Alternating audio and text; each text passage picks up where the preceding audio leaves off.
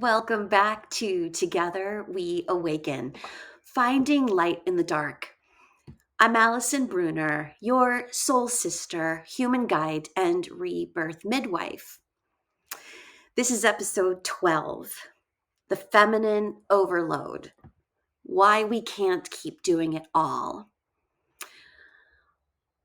I have my water, my phone is turned off, speaker plugged in, and hopefully my lips will line up with the words, unlike the episode 2 episodes ago, I think. I have been trying to do it all, and you can see it. My last newsletter had quite a few errors, but that's what we're going to talk about today. And yeah, so if I had to name the theme that's been running underneath of everything this past month for me and for the women that I work with, for so many of you listening, it would be the weight of carrying both worlds, masculine and feminine, in an imbalanced way. The masculine and feminine, or rather the shadow masculine and shadow feminine, or even trying to hold both without polarizing to one or the other,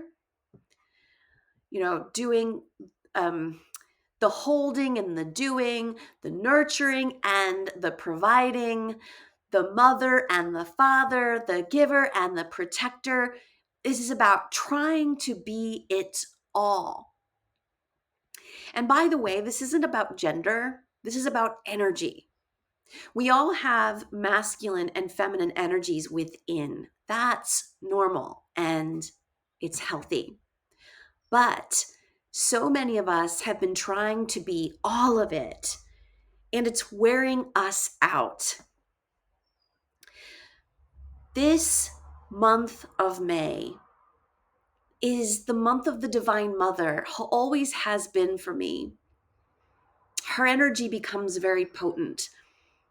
And yet so many of us have been barely able to feel her because we've been busy surviving, busy keeping it all together and doing everything ourselves. And this episode is for every person who's ever felt like they've had to be everything because there was no one else to count on. And it's also about what happens when we stop and soften and begin to trust again.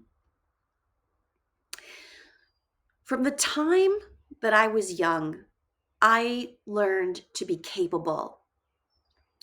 And I know that I'm not alone in that.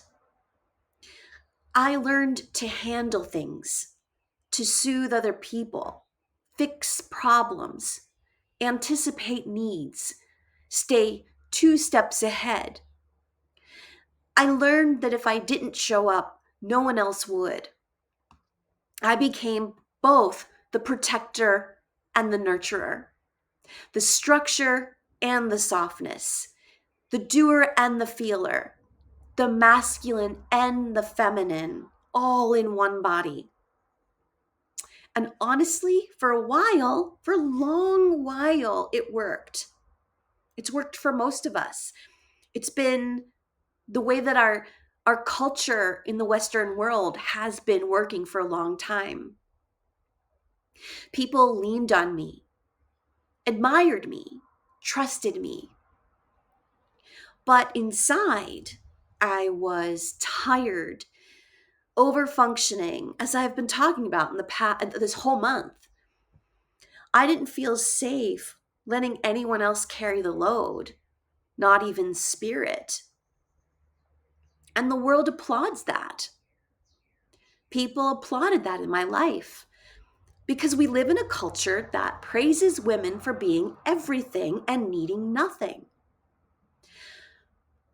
We inherited this from the women who came before us, the women who fought for our rights, but were often left to do it alone.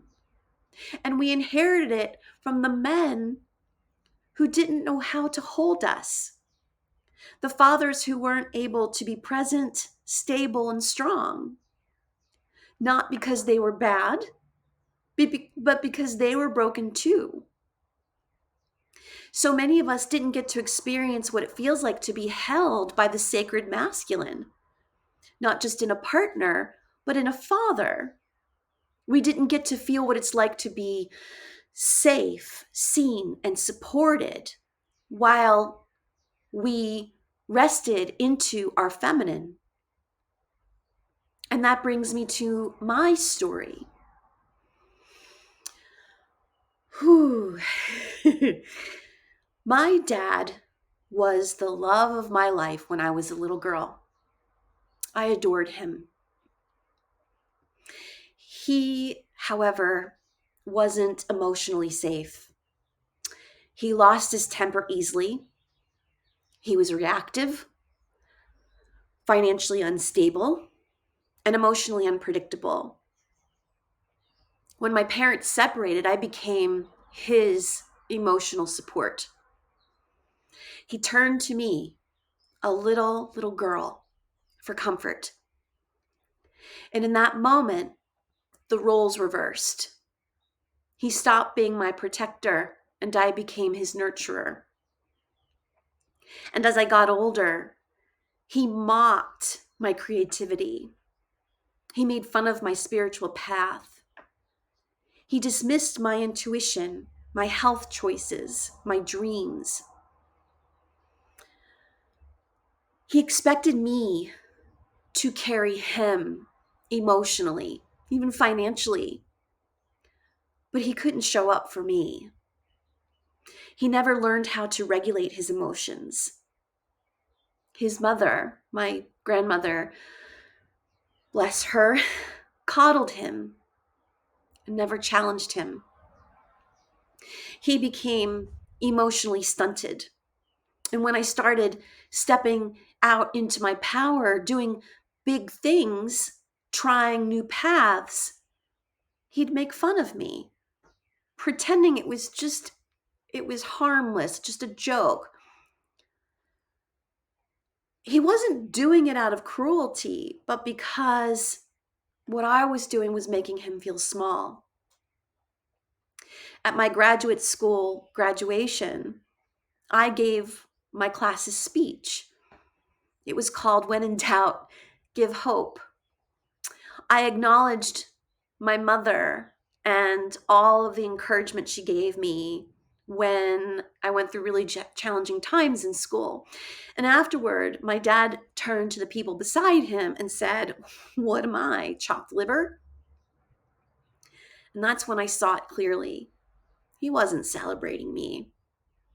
He had always been looking for a mother. Eventually, I had to make a devastating choice.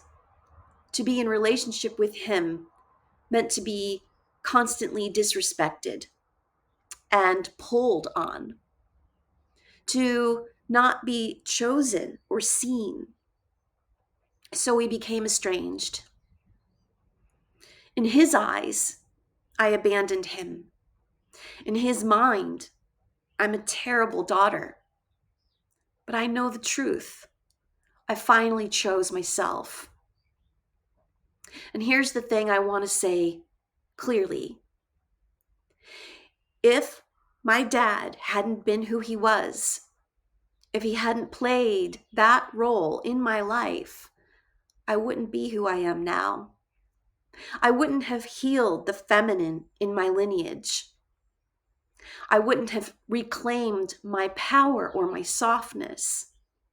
I wouldn't have become the woman I came here to be. I will always love my dad. And even though he couldn't show up for me in life, I believe that our souls are still connected beyond the veil. I chose him on a soul level to help me awaken. and I forgive him. My deepest prayer is that some of the healing that I have done will ripple backward into his lineage and bless him in ways he may never see. In 2018, I was carrying a lot, physically, emotionally, spiritually. My body had been putting on weight for years, and no matter what I did, nothing helped. I fasted, I juiced, I exercised in a special way for high cortisol to be lowered. I cleansed, nothing worked. And intuitives kept telling me that the weight was about not letting go. So I made it my mission to learn how to let go. And I went on a pilgrimage to my father mountain, Stonehead Mountain in Michaud State Forest, Pennsylvania. You see, in the Andean tradition, you have a nature father and a nature mother. And they call your nature father your Itu Apu. Mine is Stonehead Mountain. And he holds me, teaches me, and initiates me. And I took a new trail that day, thinking I'd circle back to where my car was parked. But as the sun set, I realized that I had gone down the wrong side of the mountain. My car was nowhere in sight, and I had no signal on my cell phone. No food. It was dinner time. No idea where I was. It was cold, and I would have had to hike 5 miles uphill and over again just to get back. And I could have just panicked. I could have cried. But I knew what was happening. I knew he was teaching me something. So instead, I did something I'd never done before. I trusted, and I called on my Itu Apu, and I called on God and Jesus and my guides, and I said, show me that I'm held. Show me that the sacred masculine exists and cares for me. And I had a moment of realizing, I'm worthy of that love. And so within minutes, 2 young men appeared coming down the trail. And they were calm and kind. And I read them well. I knew he sent them, and I knew that I could trust them. And they offered to drive me back to my car and even gave me a bottle of water. That mountain, Stonehead Mountain, offered me something my father never could. Support, protection, safety, without condition. And that moment began to rewire something deep in me, that the sacred masculine does exist. And when the human one isn't there, spirit sends helpers in his place. A few weeks before that, I had another experience. I was driving home from a winter solstice celebration and got a tire pressure warning on the Pennsylvania Turnpike. I pulled over at a gas station and tried to fill the tire, but the machine was old, and I ended up flattening the tire instead. And it was midnight, freezing. I was exhausted, and no one was answering their phones. I tried to ask for help. I was walking around the parking lot of this Turnpike gas station, but the truckers ignored me. I tried to wave them down, and they ignored me. I found out later that a prostitution ring had just been busted there, and I guess they thought I was part of that. And I felt scared and embarrassed and alone. And Volkswagen wouldn't send roadside assistance because I was on the turnpike. Who knew that was a thing? My ex didn't answer the phone, who lived kind of nearby. I was truly on my own. So I prayed and I said, Spirit, I need help. Show me that I can trust. And eventually a new truck, not a new truck, a tow truck versus the trucks that were at the parking lot, a tow truck arrived. I had to call 911 and get, I don't know what they're called, the Turnpike Authority or whatever, on the phone, and they sent a tow truck. And this man who came was kind, and he fixed my tire. He should have charged me, but instead he said, let's pretend you figured it out on your own. No charge. It was a few days before Christmas. Maybe that's what inspired him. I don't know. But he didn't try to take advantage of me. He didn't mock me. He didn't laugh at me. He just showed up quietly and compassionately, and then he just let me go. And that was another moment of the sacred masculine showing up when I chose trust over fear. I still don't have a man in my life to help me move right now, to pack and fill up trucks and unpack and hang things. I've been doing that all my life by myself. I've been packing everything myself. I've been praying. And boxes have shown up from everywhere. Friends are offering to help. Spirit is coordinating what the human world can't. Until the sacred masculine arrives in a human partner, he's been showing up through the wind, the sun, the mountains, my masculine guides and helpers, through Jesus, through my teacher's teacher in the spirit realm, Don Andres Espinosa, through the unseen. And the more that I soften and the more that I trust, the more that I stop overdoing and start receiving, the more he shows up. And he will come when my inner masculine stops pushing and starts supporting the feminine inside of me. He'll come when I stop sacrificing myself and start choosing myself. He'll come when I'm no longer over mothering others and start nurturing my own self and my soul. And so I want to invite you into a short moment of receiving, not doing, not processing or fixing, just receiving. So let's begin with your breath. Wherever you are, let yourself slow down for a moment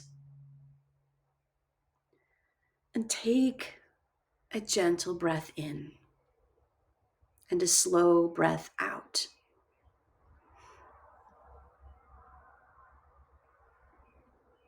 Let your awareness drop into your body.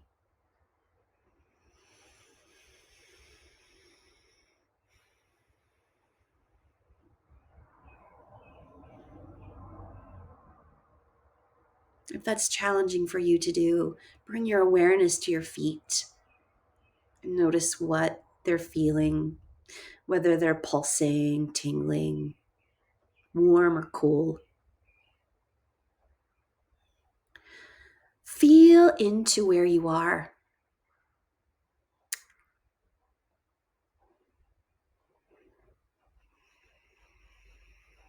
Noticing what's touching the ground or being held up.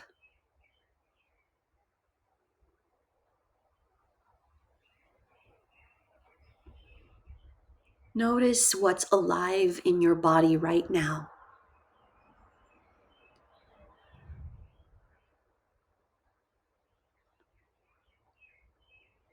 Maybe you feel pressure, tension, numbness. Maybe you feel something stirring.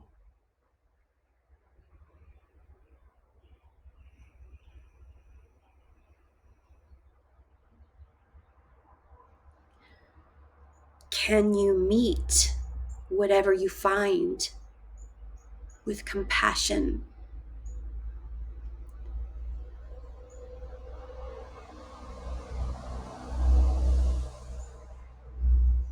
And now just whisper to yourself, to what you're noticing. I see you. I'm with you.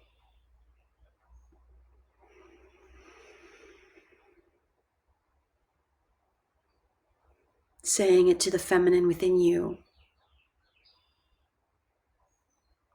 I'm here.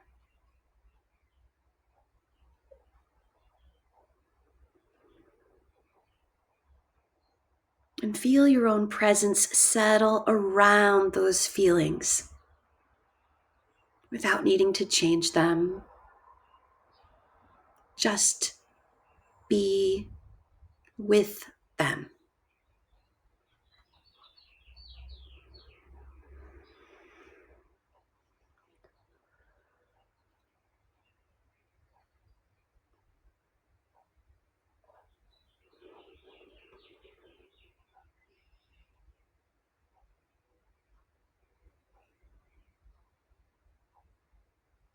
Honoring them.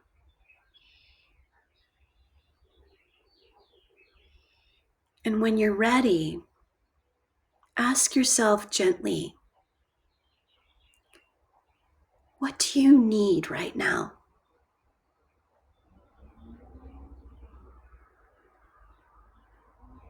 Maybe it's something simple. Need water? A bathroom break? A stretch? Do you need to move? To rest? To sing? To cry? To laugh?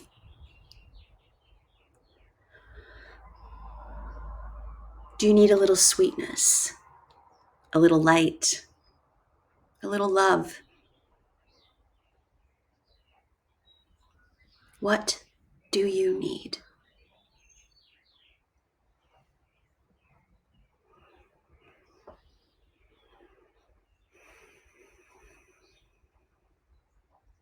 And let your body answer.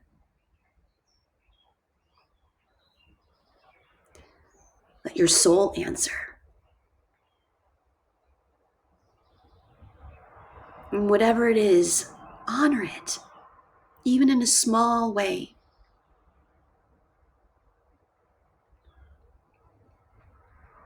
Sometimes we'll ask for things or need things we don't have access to. And that's okay too. In that case, it's important to feel the despair, anger, disappointment, sadness, or grief that arises that you can't get your need met in that moment.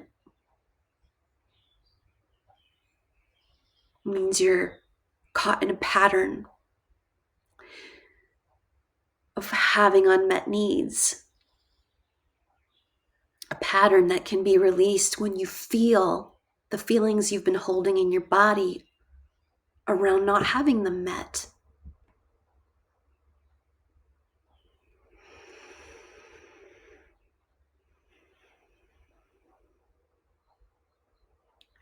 And then take a moment to look around you and gaze out the window or step outside and let your senses open.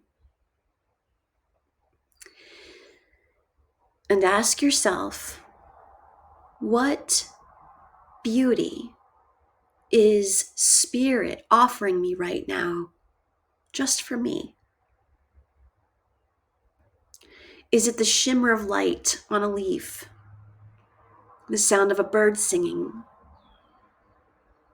the purring of a cat nearby, the feeling of warm air on your skin, the sound of a child laughing in the distance?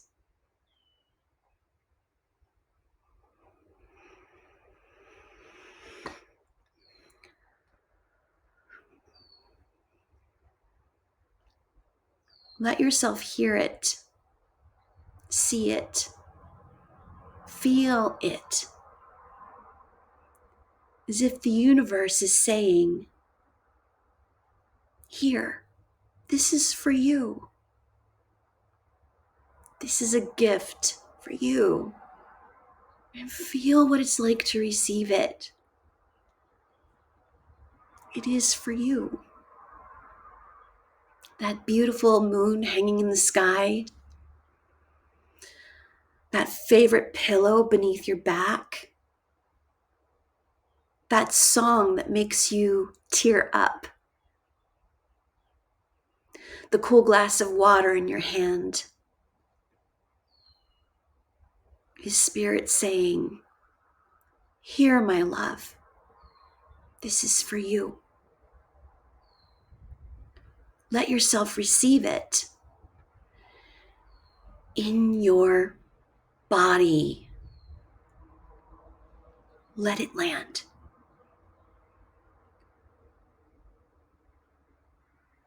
You are worthy of being loved and supported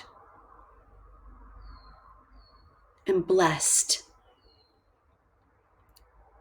just because you are.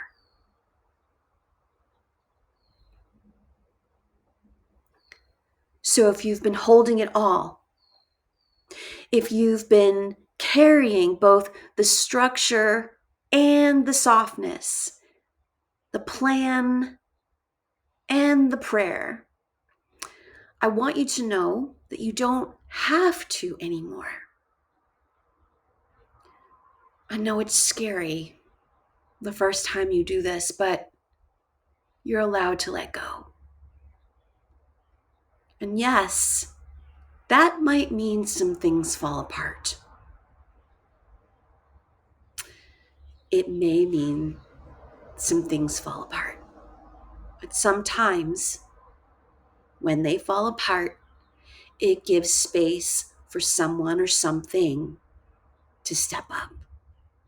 So you don't have to keep fighting, defending, pushing, striving. And if no one does step up, the unseen will. Spirit will. And when they do, let yourself be held. They're not rescuing. They're holding you. Thank you for being here with me today, for listening to these stories, for honoring your own. And if you need a place to be held, to soften, and to receive, my group healing circle, The Hearth, is open. You can sign up at AllisonBruner.com. When this recording comes out, the next circle will be June 3rd at 6 p.m. Eastern. The Hearth is held the first Monday of the month at 6 p.m. Eastern, the second Tuesday of the month at 6 p.m. Eastern, the third Wednesday of the month at 6 p.m. Eastern, and the fourth Thursday of the month at noon Eastern. Until next time, be kind to your heart and let yourself be held.